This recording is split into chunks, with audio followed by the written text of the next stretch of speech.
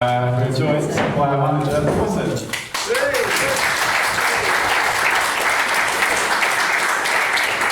First of all, thanks for joining us. No, you're welcome. I probably should put your microphone. That's funny. You're welcome. First of all, we've had training tonight, haven't we? So how's it looking for Saturday? Yeah, the boys were sharp tonight. We've still got Jordan Dyers out. I think it might be too early for Hayfield and Falston on Saturday, but no, they were sharp. We trained on the pitch, which we don't normally do, so you get a good session.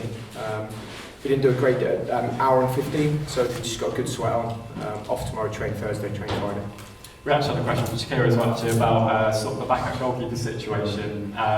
What's Monaco's injury and how is he sort of recovering? So he's had an operation. He's had a pin put in his arm. And he's going to be. It's about 3 months. Okay. He's going to be out for. Yeah. But he'll be fine. It's a setback for him, but he'll heal quickly. So.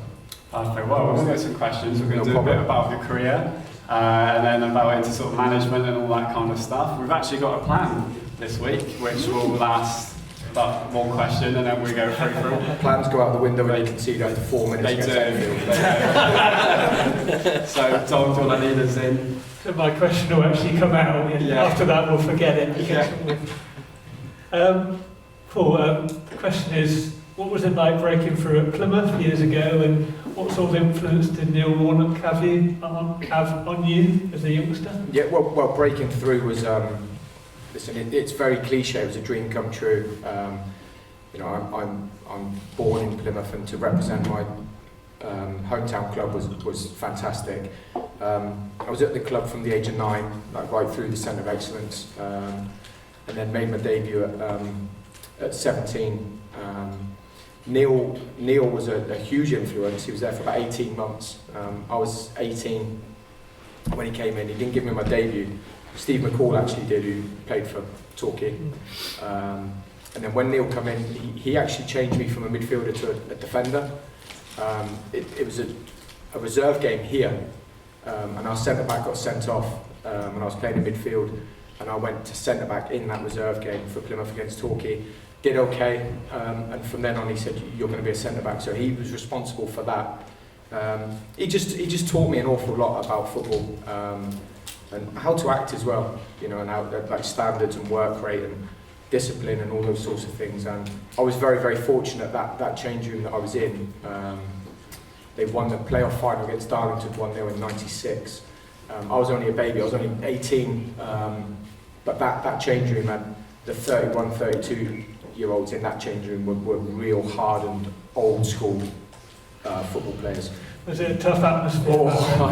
You didn't get away with anything. No, you didn't get away with anything.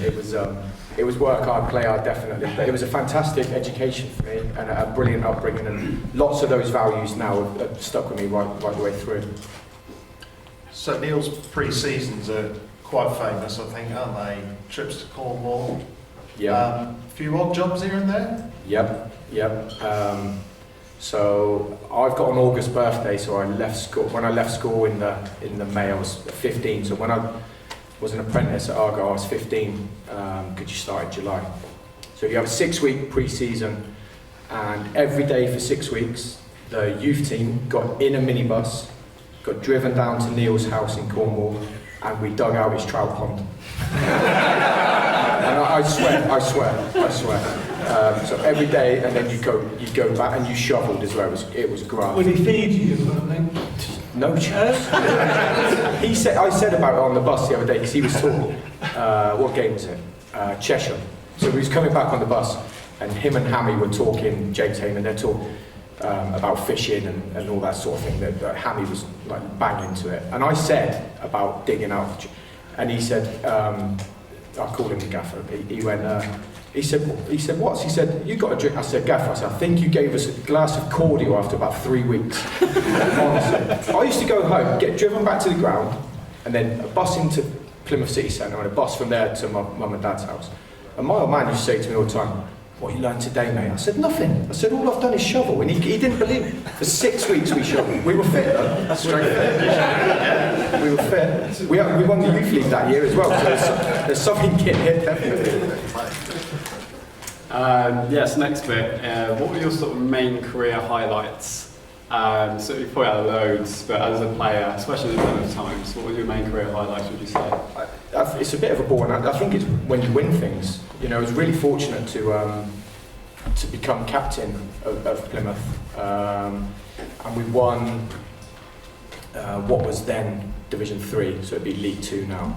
We won that with 102 points, and then the following season we finished 8th in League 1, as it is now, and the season after that we won that league as well. So we won 2 championships in 3 seasons, and to captain that team as well and to play a big part in it was, you know, obviously a dream.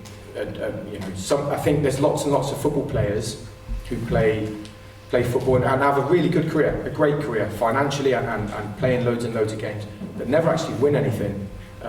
So those medals are very cherished. I think they were my best memories. I mean, I won the Johnston's Paint when I was at Southampton, and we got promoted as well. It didn't feel the Johnston's Paint didn't feel as good as winning championships, although it was brilliant to play at Wembley. I think it was 78,000 at Wembley. To play in that game was great. And then when we won the league with Southampton, I didn't really play a great deal, so it doesn't feel as special. But I think it's just and do you know what? Even on a Saturday or Tuesday or whenever it is, talk about highlights, and obviously highlights is getting these rewards and personal accolades or a team accolade. When you win, just winning is always a tremendous highlight. You know, at 4:45 when the whistle goes, and we'll talk about it more as a manager. It's even more. I think it's just winning. When you lose, you feel horrific, and when you win, you feel great. It's football. Does this mean we're going all out for Devon Bowl this season? Yeah. Trophy's a trophy. Dust off that mantelpiece, Paul. Pardon? Bring it home. Yeah.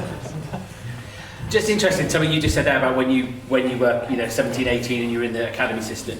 Kind of 2 questions really. What do you see in 18-year-olds nowadays compared to what you had in terms of the upbringing and what were the fitness and the kind of how 18-year-olds are brought up then, and kind of how does that transcend into what you see now as a recruiting manager when you're looking at whether it be loan players, whether it be looking at youngsters you're trying to add, and are they, I don't know whether it's less durable or what, I don't know what I mean by that. Do you know what I mean? Are they different now? I know exactly what you mean. I think there's a generational difference anyway. Yeah. I think, and I got it.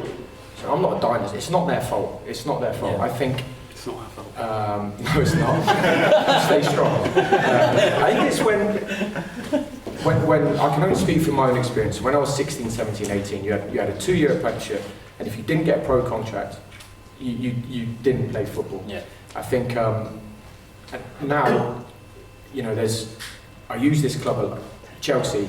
You'll have 23, 24-year-olds at Chelsea we've never heard of. They'll be multi-millionaires. Yeah. They'll never play in the football league. You'll never hear of them. Yeah.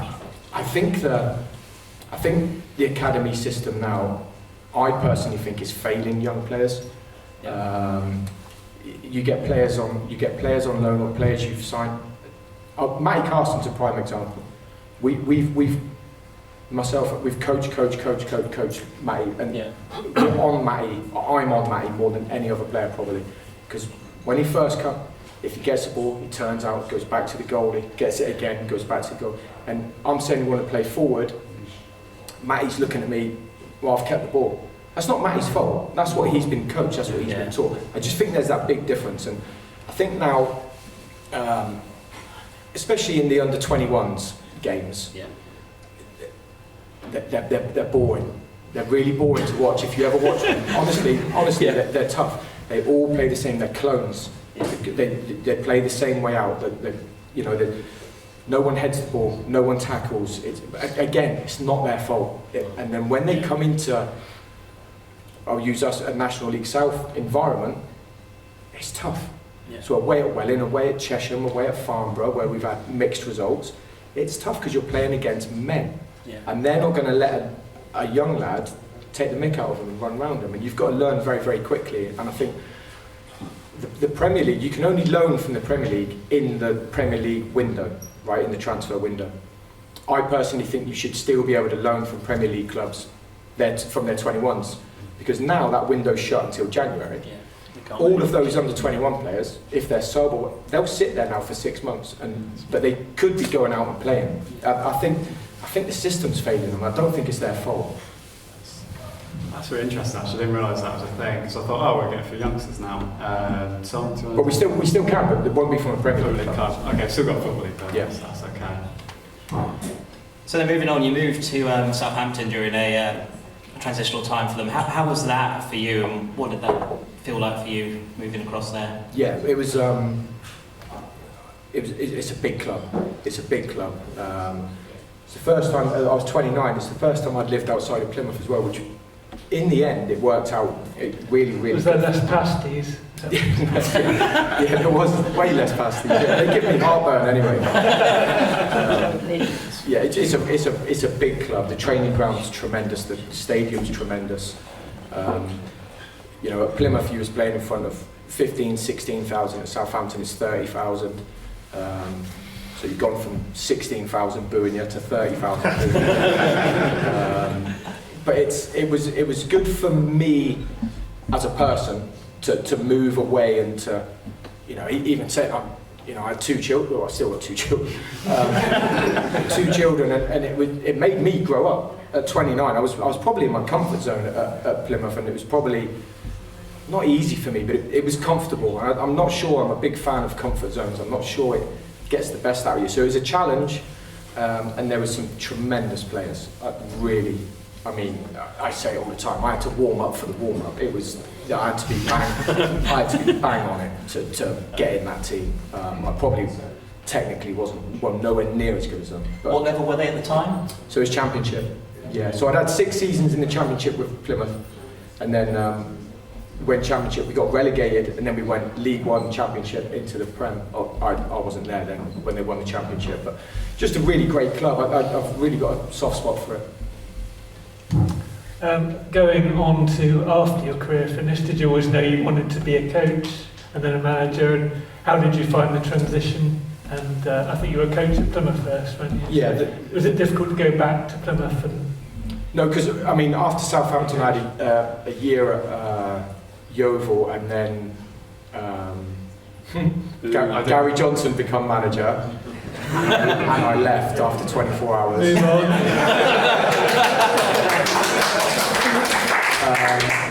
And then I re-signed for Plymouth, so I did full circle. And then I had 2 years I had 1 year as a player at Plymouth. That was when Carl Fletcher was manager, and we were bottom of League Two, rock bottom. And it was a bit of a miracle escape to not get relegated out of the Football League. So we stayed in the Football League.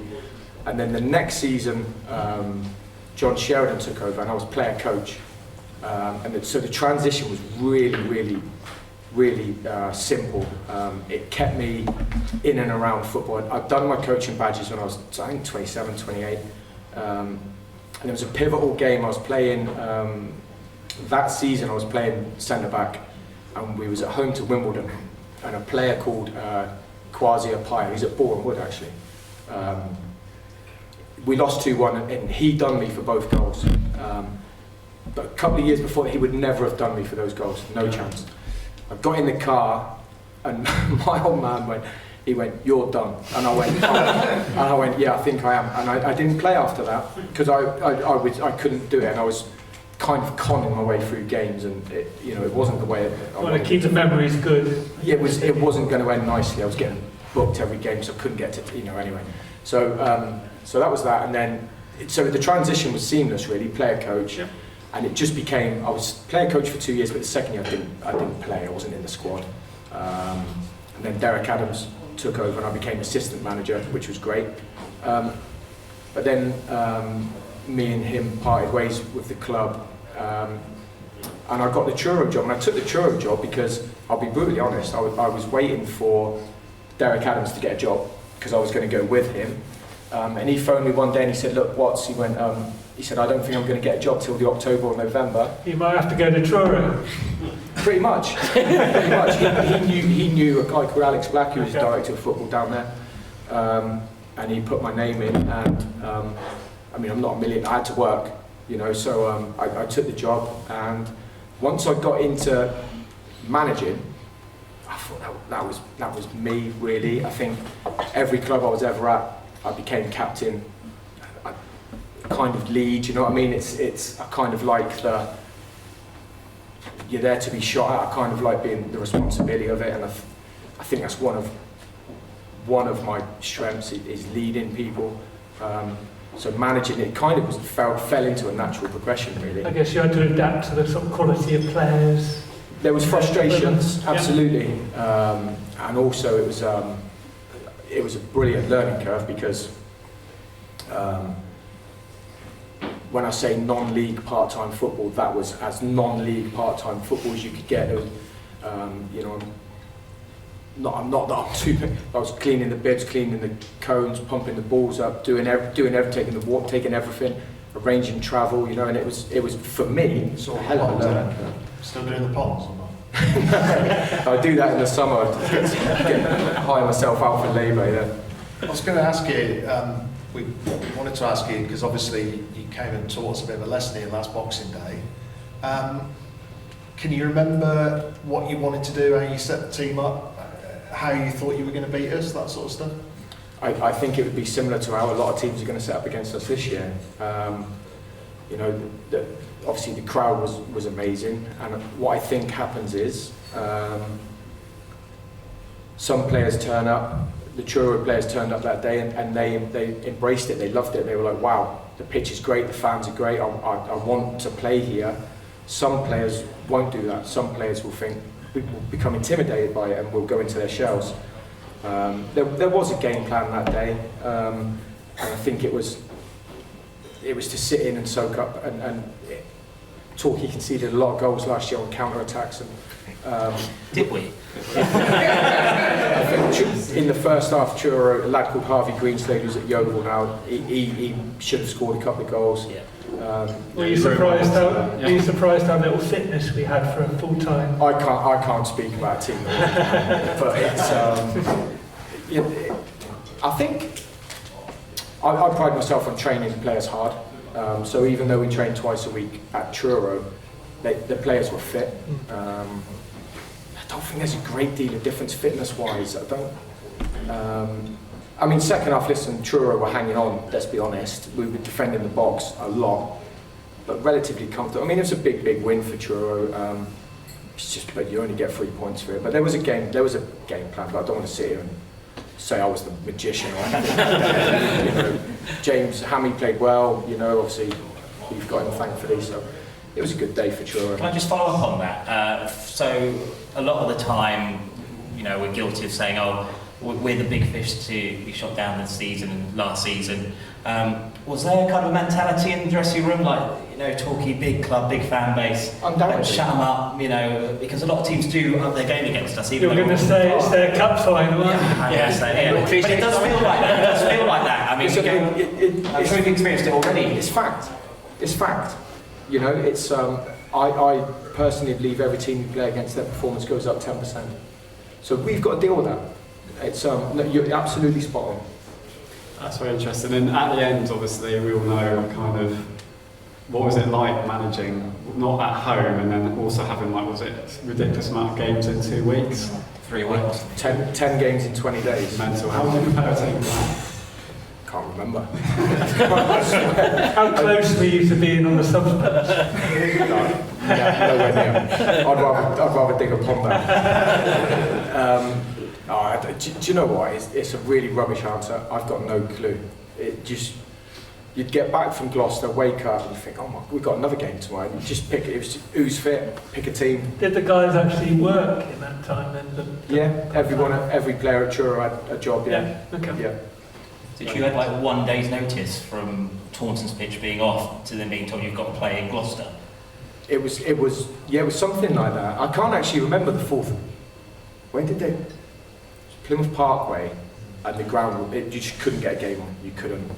And I think the choice was, it was Taunton, Tiverton, or because there's ground gradings, isn't there? Because everyone was banging on about Coach Road. It's not. You can't play there for that level of football. And I think Dorchester, and we were like horrified having to go to Dorchester. In the end, couldn't get a game on at Taunton, and basically the National League said to us, if you don't play at Gloucester, will relegate you. So we had no choice, and I get it. Listen, you've got to get the games in. Was Torquay never considered an option? Torquay, Truro spoke to Torquay, but Torquay wanted a lot of money. Anyway, moving on. So, Torquay United. So, obviously the summer, and then appointed as Torquay United manager. What was that like? Amazing.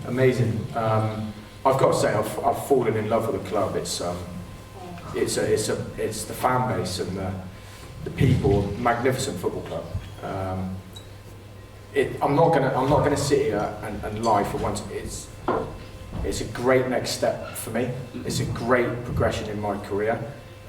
I had an eye on it. I'm not going to lie. I'm pretty honest. I think you'd be foolish to think that I wasn't looking at it. Yeah. Do you know what I mean? And unfortunately, I've got it, and I feel very, very privileged to have the job. It's a big football club. It doesn't belong in the National League South, but it is. It's a horrible, tough league, and I know where we want to get to, and that's everyone's aim. It's there's no point sugarcoating it and saying that's not our aim, because it is. What's having Neil Warnock's involvement been like? Because obviously you knew him from your pond days. I've got to go and dig his time. I've got to dig his drive up next week. And other jobs, he's probably what you're doing now. But what was that like? Because the first thing we saw was you in the rain with your umbrella up. on the down by the harbour. I bet you think, what the hell am I doing here? But what's it like in kind of and not what's his involvement, because that's obviously to whatever the club need to do, but in terms of, because I think there was a view from externally at the start of the season he'd be here and there and he'd turn up to some games and that, but he's here a lot. I mean, I've seen him here a lot, let alone to the away games and stuff that everyone's seen. So what's it like having him around, and what's he kind of bringing to what you're trying to do as first team manager? It's one of those things.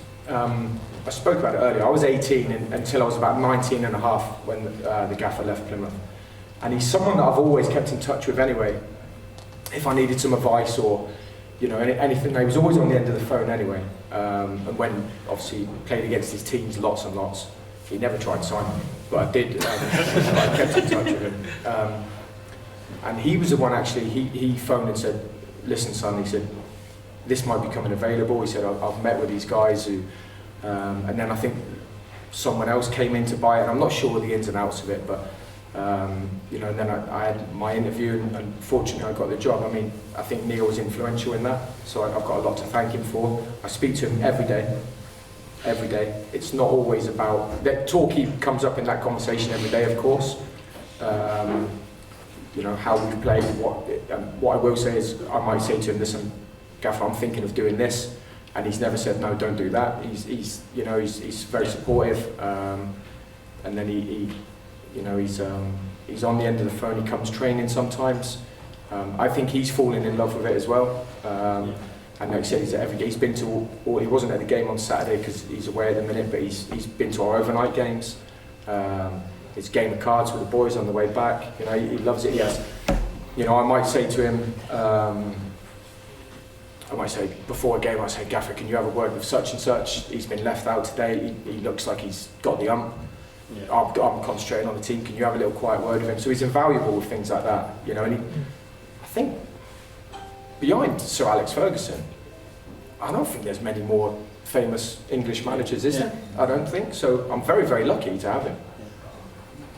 So good. Can I ask about the pre-season friendly we had against Plymouth Argyle? Obviously, your heavy links to Plymouth Argyle and having Wayne Rooney in the opposition dugout. How did that feel going up against your former club and also seeing a packed out Playmore for the first time, a genuine sellout for the first time in 15, 16 years, I think. Yeah. Everyone in Torquay, turned out for you and the lads, and obviously the Wayne Rooney effect as well. Can you just briefly go over the day for us there? I think the stars aligned that day. A brand new start for Torquay, with a new manager and my links to Plymouth, Neil's links to Plymouth, and obviously you've got England, arguably England's greatest ever footballer, managing in the opposition dugout. So I think the stars aligned, and also Plymouth didn't have any home pre-season games because of their pitch, so obviously it's close for Plymouth fans to come up. It was I was going to say a great day. Obviously what was happening in the crowd disrupted it a little bit. I actually thought we was playing well at that time as well, and the first stoppage kind of put us off our... But listen, they're a top tier. I think they're, what are they, 4 leagues higher than us. I think, to put it in perspective, if we played a team 4 leagues lower than us, you're probably going to win the game 8, 9, 10-0. So, listen, it was a great workout for us. It was the first time I'd managed to play more, and wow, I mean, hopefully there's more sellouts. You know, the fans were great, and then I got to say that the Exeter game, the second half, that's when I really heard. So obviously we're 2-0 down, and fortunately we scored a couple of goals, and that's when I really felt that evening atmosphere. You know, it's similar to Chippenham. It's like I said, it's a special club. I'm very, very fortunate, and I feel very lucky. This is a really unfair question. Don't ask it. We've written it down. So, I mean, I think 16 points from 8 games, people have said that's promotion form. We're all about giving people marks out of 10. What are you giving yourself this season so far? I think we've had a good start. I think we've had a good start for the amount of players that have come in, getting a team together. We've got a long way to go. I'll be the first to admit we're far from the finished article. If you'd said to me before the start of the season, that's the points tally you'd have after 8 games, I would have been happy with that. I always want more. I felt like we shouldn't have lost to Farnborough. I don't think we should have won it. I don't think we should have lost. I think we should have won on Saturday. Averley game 1-1. I could suffer that one. I always want more. We always want more, don't we? We want more points. It's 8 games in. Well, there's 19 teams below us who would swap with us, that's for sure. So. Yeah, probably don't want to be greedy, do we? How many goals are we going to score on Saturday, do you think? It's a tough game. It's a tough game. Do you know what? It's a stereotypical FA Cup game, isn't it? Yeah. And this isn't egotistical, and please don't take Torquay are the biggest club in the FA Cup at the moment. So Bishop's Cleeve have quite rightly said it's their biggest game, and you know it's going to be tough. They're going to play with real fire in their bellies, and we're going to have to match that. You know, it's about mentality. It's like I've played in games against higher opposition. It's exactly the same. They're tough games. They're tough games. Can I ask you about Jaden Crosby? He's appeared sparingly so far, but he's obviously scored a lot of goals, lower level. How is he looking in training, and is he developing already? Jaden's learning every day. Yep. He's learning every day. As you quite rightly said, he's scored a ton of goals at a lower level. He works tremendously hard. We've already seen huge improvements in his game from the first week of pre-season to now. It's going to sound awful. He's a project. He's only a young lad. You know, he's going to be a very, very good player. He's going to be a very good player. Yeah, we've got a few more. We've bunched it down a bit actually. It's going a lot better than we thought. So I think just one quick question actually, and then Tom's got the big question afterwards, which is more important. But the big question. Dreaded. So yeah, you will be judged by some, I think that one. But so we talk about the modern generation. I talk about a lot on Talky Talk and like myself, and kind of it's different. Social media is a big part in the game now. Now, how do you have you ever spoke to your sort of players about it? Is it something that's it's just journalism but enhanced, or is it kind of no? There is obviously we all know the problems of it, but is it how do you sort of tell your players to sort of deal with it or just go for it? Listen, it's part of modern life, isn't it? It's not going to go away. I'm not a tremendous fan of it.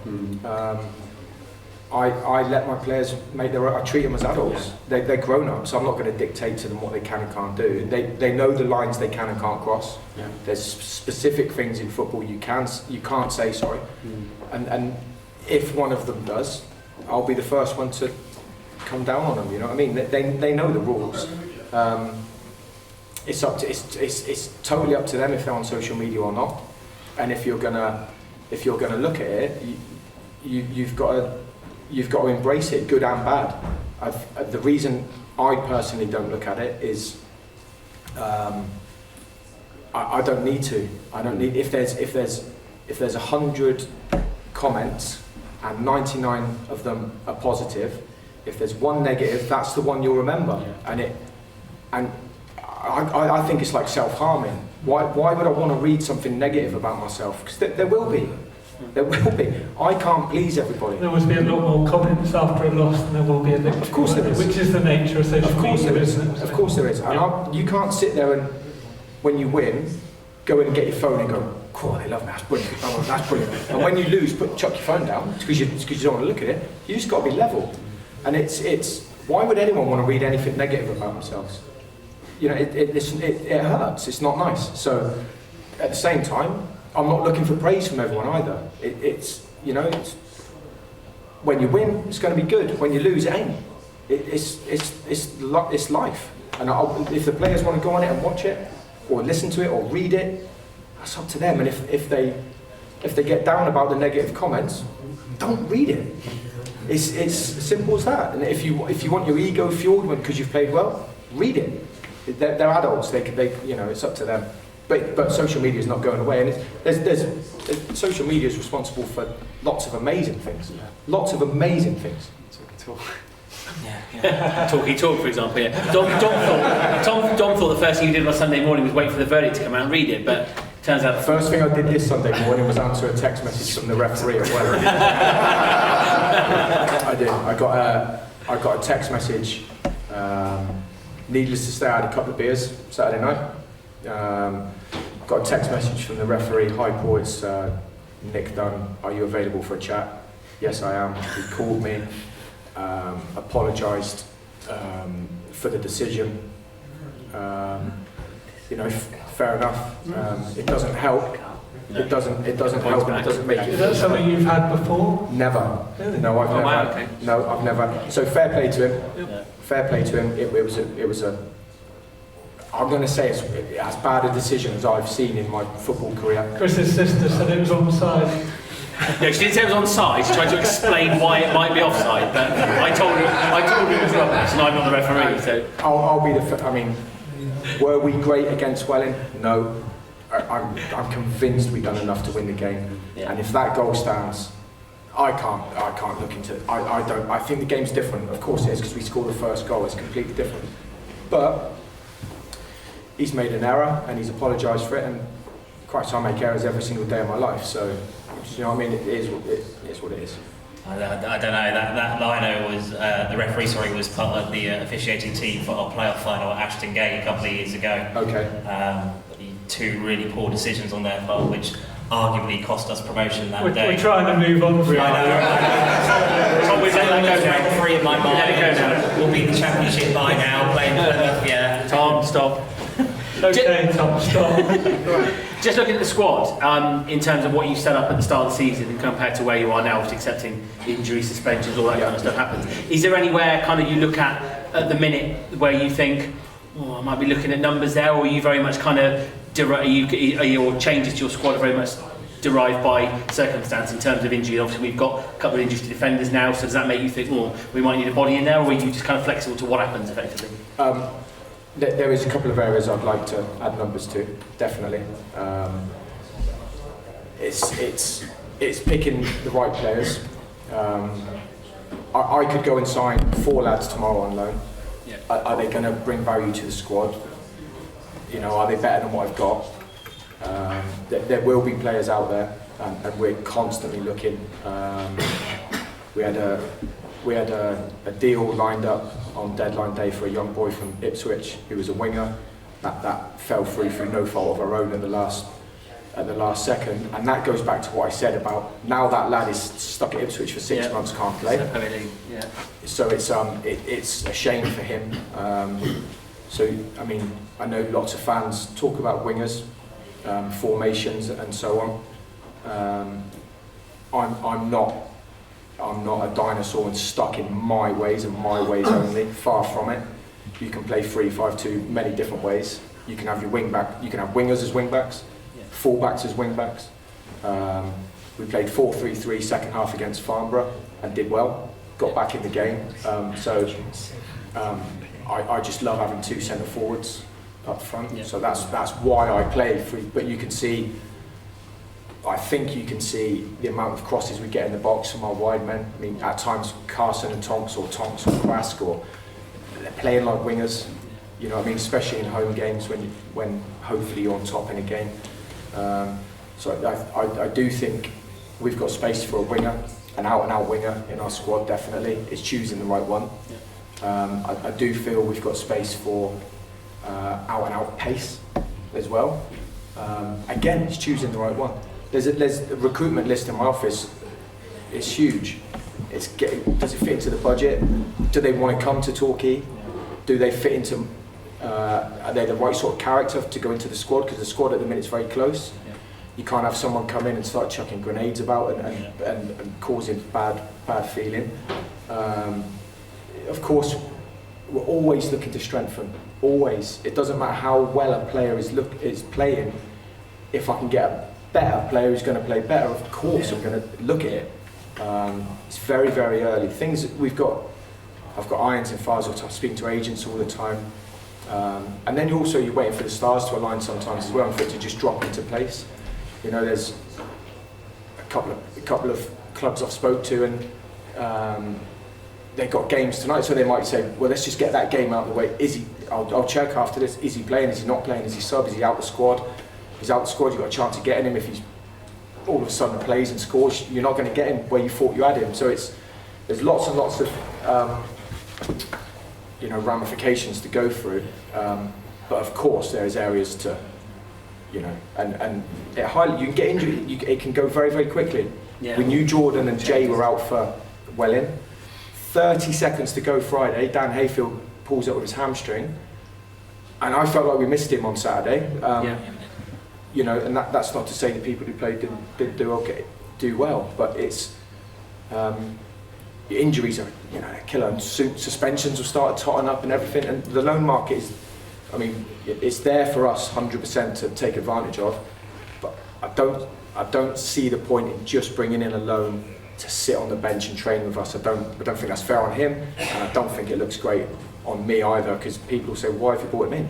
Yeah. Just on that, on loans, and I was chatting with my dad about Finn Tonk particularly, because he's come in quite late on, not with the squad in pre-season, not worked under you, and been kind of selected quite quickly. Not that there's an agreement, but when you take a player like that from a club of that size, in terms of where they are, is there some kind of expectation from them to play them, that they're gonna play, and not that they have to play X percentage necessarily, or do you say, well, look, actually we'll do what we want to do, or you're recruiting because you know that actually they're going to enhance what you've got and you probably are going to play them? Yeah, it's a really good question. I think there's definitely clubs out there who will 100% say he has to play.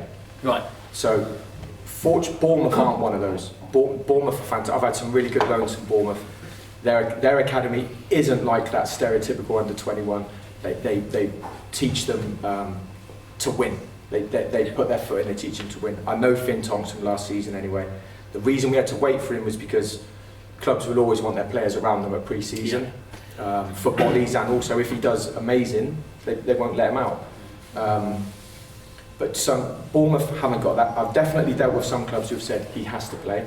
I'm not going to guarantee anyone they're going to play, so I wouldn't take that player, because I might really want that player desperately. He comes in after 2 games, doesn't play well, and I'm sat and I've got to pick it. That can't be right. That can't be right. So there's some clubs who do, but I would say it's rare they do that. It's more about, I can only speak about Bournemouth's case, is take him.